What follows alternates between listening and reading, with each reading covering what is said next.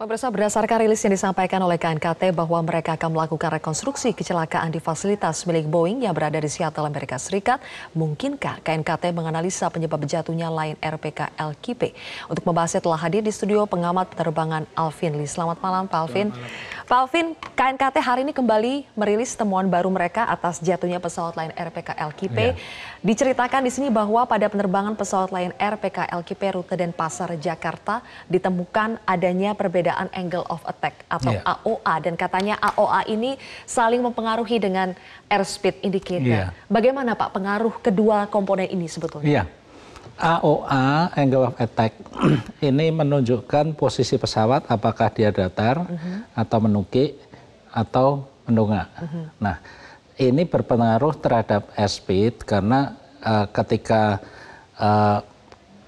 airspeed ini kan mengukur kecepatan udara relatif terhadap pesawat tersebut.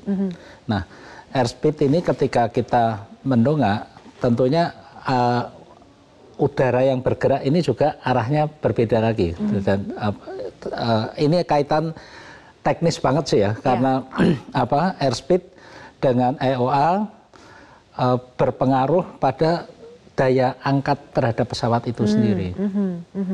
Daya angkat, Pak, ya? Iya. Oke.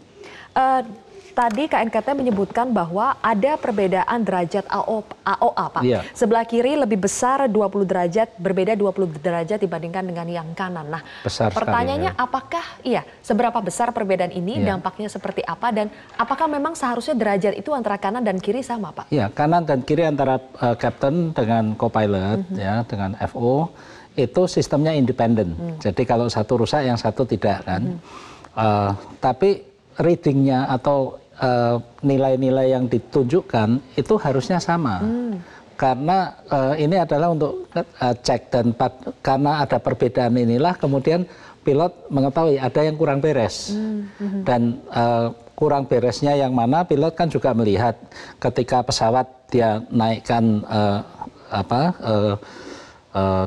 bagian depannya, dia dongakkan, readingnya bagaimana, turunkan readingnya bagaimana. Akhirnya pilot mengetahui bahwa ada masalah pada instrumen dia, bukan instrumen di co-pilot. Tapi mengetahui ada masalahnya itu, bisakah sebelum lepas landas atau ketika sudah lepas landas baru ketahuan, Pak? Kalau tadi airspeed, angle of attack, ini posisi pesawat harus sudah terbang. Kalau belum terbang, belum ketahuan. Karena pada saat belum terbang di darat ini kan posisi pesawat selalu rata, ya. Oke. Tadi katanya akhirnya sensor AOA pada pesawat Lion Air PKLKP rute Denpasar Jakarta itu diganti, Pak, oleh teknisi, diganti. Kemudian sensor AOA itu sudah dibawa ke Jakarta dan akan dibawa ke Chicago untuk mengetahui apa ini kerusakannya di pabrikannya. Apakah itu artinya sensor AOA ini yang akhirnya patut diduga akhirnya itulah yang menimbulkan kerusakan fatal kepada pesawat sehingga akhirnya pesawat ini bisa jatuh? Bisa sensornya, bisa ke komputer yang mengolah data itu.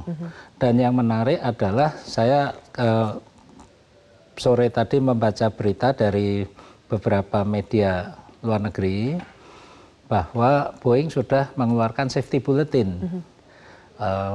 Dan safety bulletin ini tentunya mengindikasikan ada kemungkinan ketidakberesan, ya, dalam sistem kendali dalam bukan hanya satu pesawat, tapi ini kan sistem yang sama digunakan di semua 737 MAX ini. Oke, safety bulletin itu seharusnya bukankah itu sudah dikeluarkan sebelumnya, Pak? Apakah ini berarti mengindikasikan ada sesuatu yang kurang lengkap atau lemah di safety bulletin yang sebelumnya? Safety bulletin ini kan diterbitkan setelah ada temuan KNKT ini. Seharusnya seperti apa, Pak, ketika awal rilis pesawat baru itu seperti apa prosedurnya? Kalau untuk pesawat baru tentunya mereka sudah melakukan berbagai uji, tapi mungkin uji ini kan pada saat pra-produksi, ya, itu masih belum mengalami kondisi operasional sebenarnya, dan itu kan diuji coba di Seattle. Kemudian kondisi udara di Indonesia berbeda, mungkin di Afrika berbeda dan sebagainya. Ada unsur-unsur itu. Oke, apakah itu berarti ada kesalahan atau yang tidak beres sejak awal proses pembuatan pesawat ini atau tidak? Tapi nanti kita akan bahas nanti Pak ya. Kita akan jeda terlebih dahulu, pemirsa. Prime Time News akan kembali sesaat lagi. Kami akan lanjutkan lagi dialog bersama dengan pengamat penerbangan Alvin Lee. Pak Alvin, tadi KNKT mengatakan bahwa pilot rute Denpasar Jakarta, ini pesawat yang sama, melakukan beberapa prosedur Pak. Mengalami masalah yang sama, ada perbedaan sensor AOA tadi dan airspeed indicator, tapi melakukan beberapa prosedur sehingga pesawat akhirnya tetap bisa terbang dan mendarat dengan selamat di Jakarta. Nah, ini apakah mengindikasikan memang ada perbedaan skill atau bagaimana cara pilot menangani sehingga katanya yang satu bisa selamat, yang satu tidak? Gini, saya tidak berani memastikan kondisinya sama ya antara yang Denpasar Jakarta dengan yang mengalami kecelakaan. Tapi yang dimaksud dengan prosedur itu memang ada checklist ya. Ketika suatu masalah terjadi, pilot akan mengambil checklistnya. Seperti orang sakit, dokter itu akan memeriksa mulai dari yang ringan dulu sampai terberat. Kemudian ketika sudah prosedur ini sudah dilakukan, masih belum teratasi, baru meningkat pada prosedur berikutnya, yaitu yang prosedur dalam kondisi non normal ya. Nah, termasuk kemungkinan juga apabila ada masalah dengan instrumen dan sebagainya, bisa saja pilot misalnya memutuskan tidak lagi menggunakan autopilot, tapi dia terbangkan manual ya. Tetap dengan mengacu pada instrumen, tapi kalau instrumen kanan dan kiri ini bermasalah, otomatis akan berdampak pada autopilot kan. Mungkin saja, saya tidak tahu apa yang dilakukan. Dan tadi KNKT memang belum rilis, hanya baru mengatakan melakukan sejumlah prosedur, tapi kita tidak tahu prosedur apa. Termasuk juga kemungkinan menerbangkan secara manual. Tapi yang possible dilakukan dan bisa selamat itu yang kalau berubah manual itu Pak? Iya, dalam kondisi tertentu kan pilot bisa disengage autopilot kan.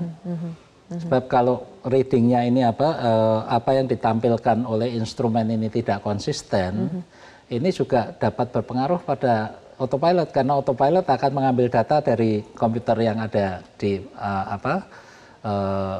kokpit itu. Oke, tadi KNKT juga mengatakan mereka akan menyelidiki bagaimana proses pelatihan yang diberikan kepada kru pesawat untuk mengetahui mengapa yang satu pilot bisa tetapi pilot yang lain tidak bisa. Apakah sebetulnya Pak yang ingin saya tanyakan, bagaimana sih prosedur pelatihan kepada kru pesawat untuk jenis pesawat yang baru seperti Boeing 737 MAX 8 ini? Iya, sebetulnya untuk seorang pilot yang sudah punya type rating misalnya 737 yang NG, New Generation, yaitu yang seri 800-900, akan menerbangkan MAX, ini tetap butuh pelatihan.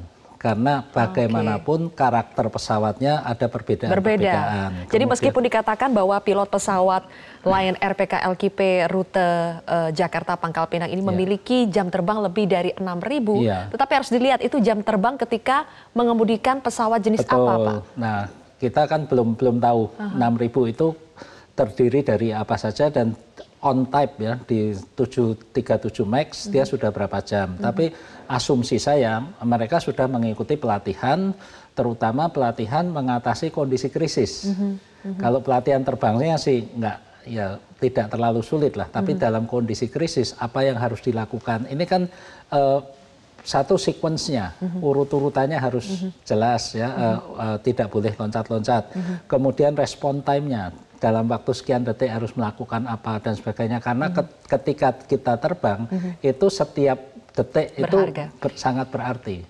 Nah, asumsi saya semua pilot Lion yang menerbangkan 737 MAX ini sudah mengikuti pelatihan itu dan sudah mendapatkan sertifikat kompetensi. Nah, yang perlu dilihat adalah apa materinya yang diberikan dalam pelatihan dan apa yang diujikan. Kemudian dari pelatihan dan ujian itu apa ya pelajaran apa yang bisa dipetik yang mungkin perlu diperdalam dan sebagainya. Tapi Pak Alvin, apakah ketika Boeing akhirnya mengeluarkan safety bulletin tadi, apakah itu patut diduga karena sebelumnya kita juga mendengar bahwa pada saat uji coba pesawat ini juga sempat mengalami ada masalah?